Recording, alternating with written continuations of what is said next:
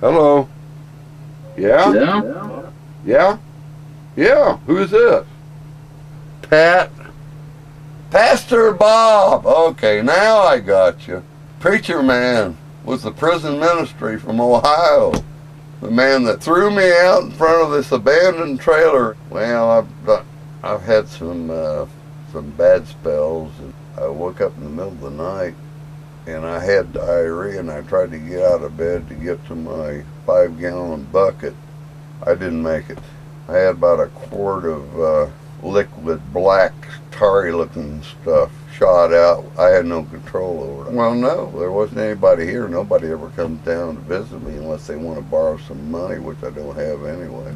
Yeah, I'm sure they've got those suitcase nukes, but the thing about those is about every 30 days they've got to be maintained.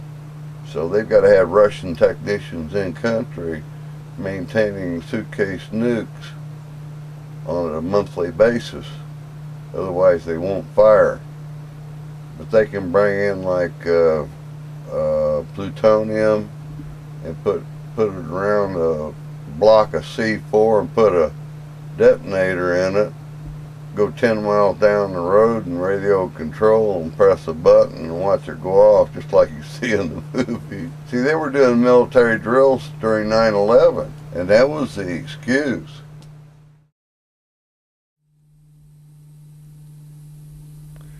This is an example of a trap. I don't use them, especially on land, because I have 3 dogs and I don't want my dog's foot in this thing.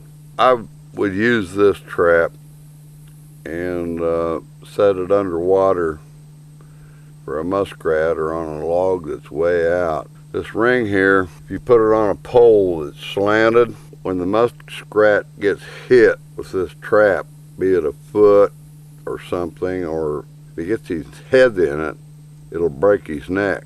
But it'll grab onto a foot and that muskrat will dive down into the water.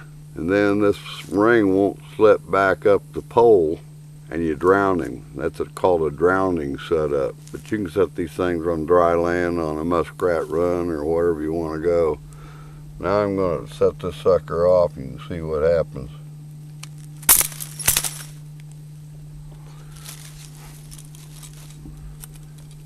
You don't want to have your hand in this thing when it goes off. I guarantee you that. It'll probably break the bones in your hand. Now we're going to set it off again. You can set it in 1 of 3 notches on.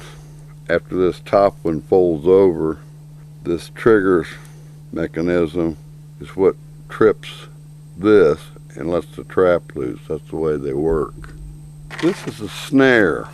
Now I have worked this part of the snare, including this locking device, through this loop, and that would be put around, say, like a 3-inch sapling. The size of the loop and the height off the ground is determined by the animal you want to snare. I would say this is about deer size. You make like a natural V by putting like vertical sticks in the ground, and you make kind of like a funnel. The animal will come down to the end of this, or you can find like natural funnels in the woods. As soon as that starts pulling on his neck, he's going to pull this whole thing off the pole, and it's going to be too large to go through his shoulders, and it's going to tighten down. There's a cam locking device on here. It's like a tie wrap. And once that cam tightens up, you can't pull that thing loose.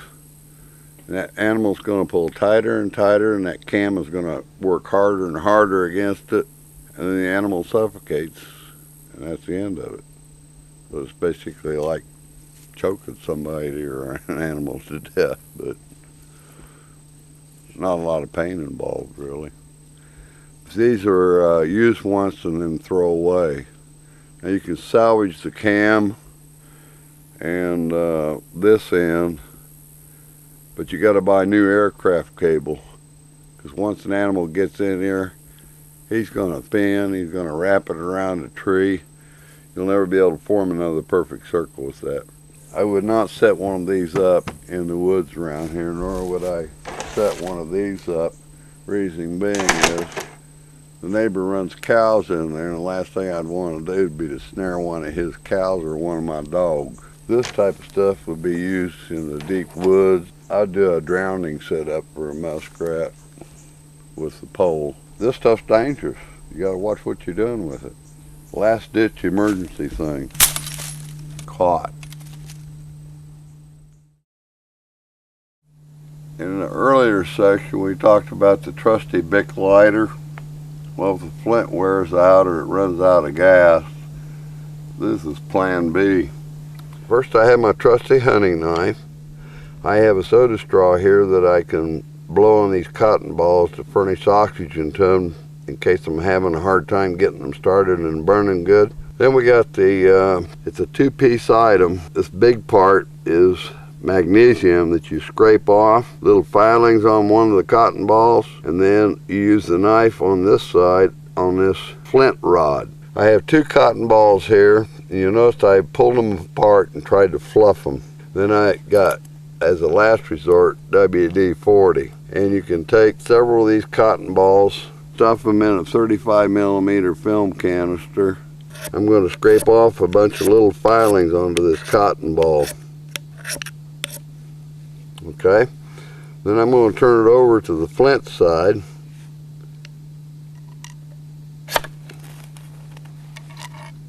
One strike.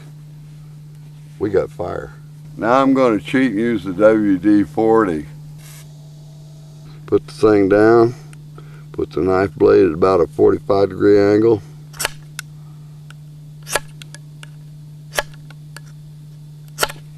Yeah, we're not having good luck on this. Sometimes that happens.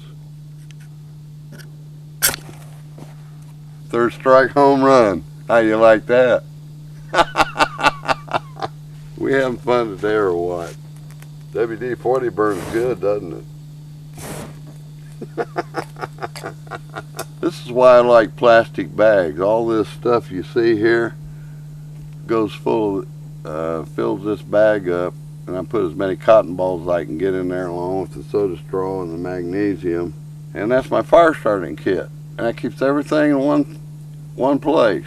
Makes it real easy to find in a backpack or a boogie bag. That's why I love these plastic bags. Cut. Well, this has been my toilet for the last 6 years. Good for camps too. 5-gallon plastic bucket. This is what I do with my used grocery bags from the grocery store. I line this. This lid is very important because if you don't snap this lid on, you got any flies in the house and they lay eggs in there. And this is my John Wayne toilet paper. It's rough and tough and doesn't take any crap off of nobody. And you'll notice it's also good enough for people with wide backside. So basically you just drop your trowel. First time was kind of a rude awakening because that rim's a little bit sharp. Get your business done. The smart thing to do is, you notice this has got a lip on it. You put it on the bucket like that. Pop it on both sides. Then you got this lid and handle. Makes it easy to get the lid off. You don't want to put the lid all the way down. All you got to do is feel it out from the flies. So that's been my toilet for 6 years.